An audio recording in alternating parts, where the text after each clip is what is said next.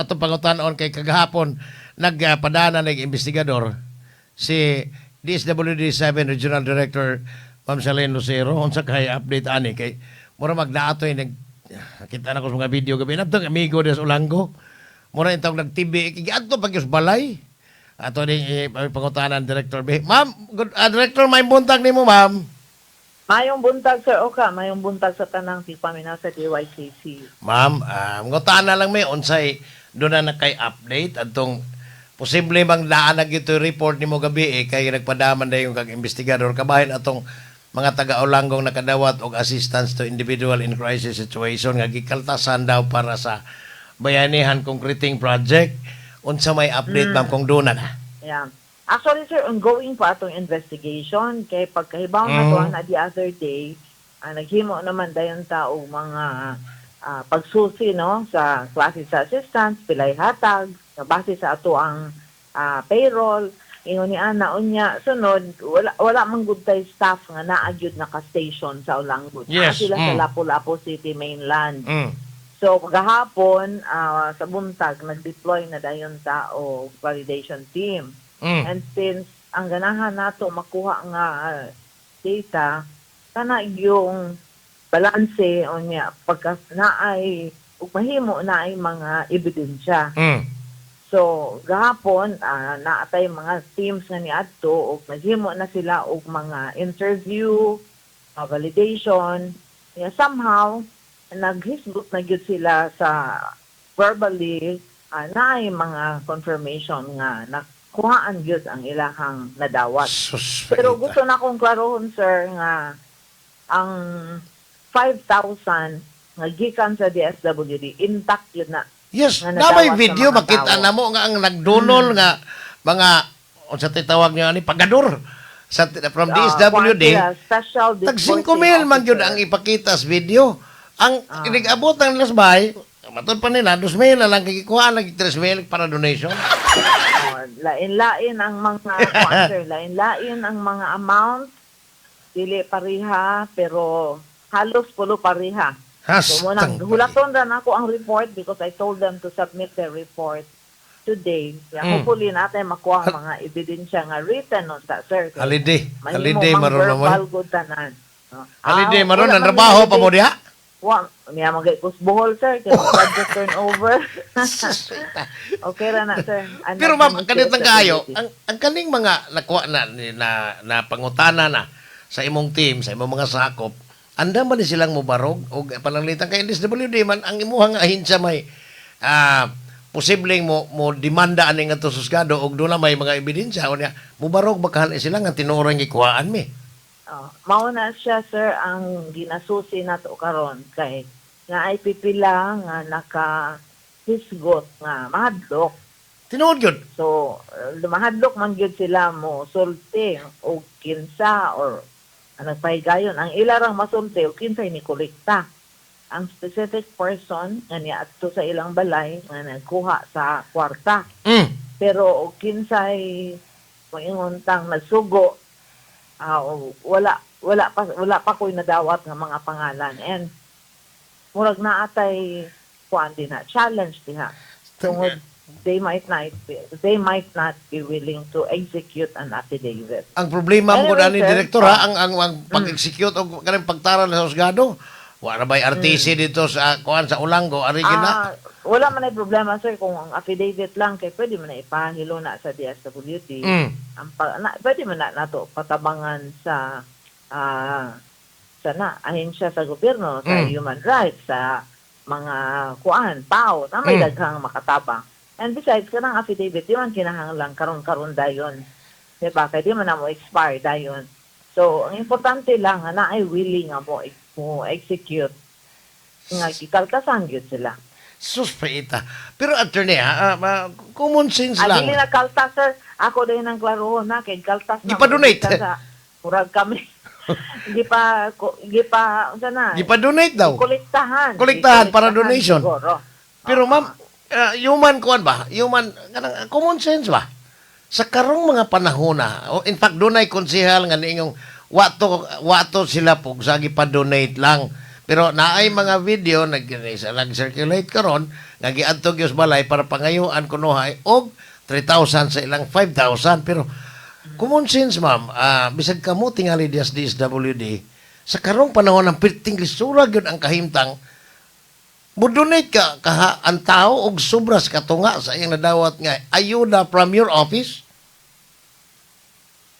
Tinuod na, sir, nga murag. Lisod ni mong sabton di ang Lagi. nakita, no? Pero sa akong punto, katanaw ko, kami manggot because naaman, appeal man sa atong advokasya ang volunteerism. Appeal sa among programa mismo, no? Ang volunteer, like community volunteers in our project, community volunteers in centers and institutions.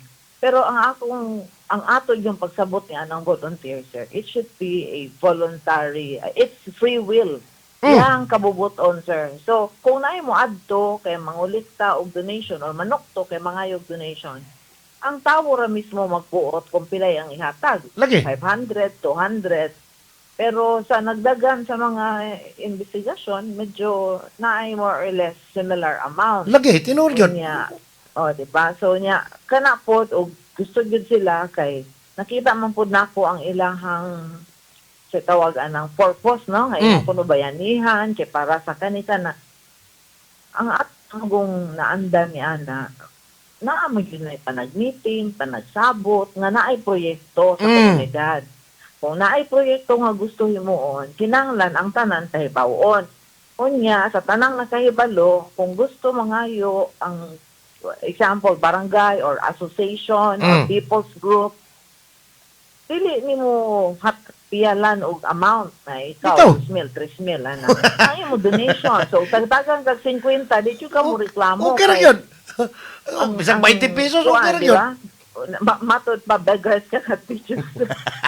Wala man ka nag-beg yun, but it is more of encouraging them to donate. Now, mo lagi na, sir. So, naina gyud paminaw na niya. Padayon lang may investigar, sir. Padayon lang may investigar. And hopefully, we can have the report soon. Now, Director, kaniron, pananglitan og naagi mo barog nga testigos up to sa husgado, unsay posible ini kana pananglitan nga atubangong kaso sa mga responsable? Na naman tay President sana, sir.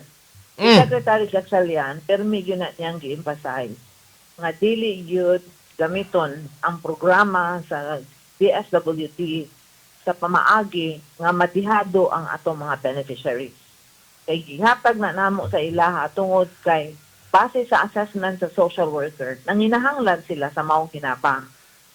Karon kung masuta ug naay mo barog na affidavit pareha sa laing reliyon nga na found out gyud kifailan gyud og kaso, sir, sa DSWT. Sus, ita. Naman ni unang, I think di ko ka recall na exactly unsa nga barangay ito sa Lapu-Lapong ipangkaltasan pod ang hinabang sa DSWD kung sometime last year mantingal ito, Director? Kuanto kana, sir, may wala na moabot nako kung kabahin sa kasha. Kanira pa ang first time ang sa una akong nahibaluan nga naabot akong attention katong food packs. Ibahin. Ato na tong na-address, sir. Ato na tong giistorya ang kapitan nga dili na violation na. And since ang food packs nga nabahin, pwede raman na tong hatagaglain para makompleto. It was more of like reminding them. Yeah. Dili ra siya ko answer. Di sila nangayo mahigog. man sad nangayo man sad og dispensa unya pagkahuman ang namanggutoy ang local government unit also had a discussion with them. Unya murag wa sila magkasinabot ba so motong nabuhat nga instruction. So anyway, sa atong pagsusi, dili man siya ingon nga na-alcansi gyud kay ato ra manggihatagan ang tanan nga nanginahanglan nga ma-equal sila. So, ibabalik ra to na, sir. Ibabalik ra. Dili dapat bahinon. Ang DSWD, ang imong mga staff, not ikaw kay ang mga paymaster mo ay paymaster sa pagador mo kuno kasagaran. Mag-live video gyud. Actually na ako yung mga amiga man diha sa mga sakop. Mag-video gina sila pagpakita nga ang recipient og ang pagador nagdinunulay og 5,000. So kanang 5,000 nakitaan gina sa video, makita na kay mag-circulate man gina nga 5,000 ang gidawat apan sakit paminahon og imong tan-awon ang mga nakadawat lipay kayo from the start. Pero pag abot sa ilang ang tuon Diyos kapital, ari nang imong tresmail kay i-donate, that is awkward ka paminahon sa panahon nga piting lisura ang kahimtang sa mga Pilipino karon Director. Tinuod bitaw. Mao gyud sir, in fact, gahapon sa atong pag-payout sa mga drivers, ang tana ko nila kay tuyok man ta sa mga sites. Ako silang gipang interview. Yun na, may yun sila. So, ma'am, kani-ganing 5,000 na pasalap. Putol man. Katubilan. Oo. Yan na siya. Usara na guni katubilan eh. Paingon, ako na ipalit og bugas, Yes. ay gamay sudan. O yan, tubil yun ko ma'am para makapamasahiro ko na ako'y income.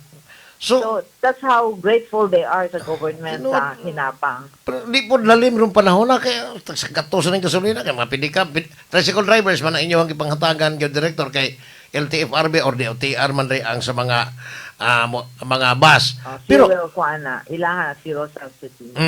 Ma'am di ay paapasan ako sa lahing bahin ang ano sa aman di ay pod ang mga lungsod kay kagahapon ako nakitaan sa mga balita ikan ninyo mga syudad man to mga component cities diri sa Cebu o Bohol. So, ano sa man ang mga municipalities? Ang cash relief nato assistance sa municipalities April 16. April 16 na sunod semana. Next week na. Next week na, sir. So, ang tananing posible ang tananing lungsod sa Tibuok Region 7? Tanan, sir, tanan. Okay, duha naman lang ka probinsya inyo, no? April 16, magkuha na, sir. Pwede na mo bahinon 16, 17, 18.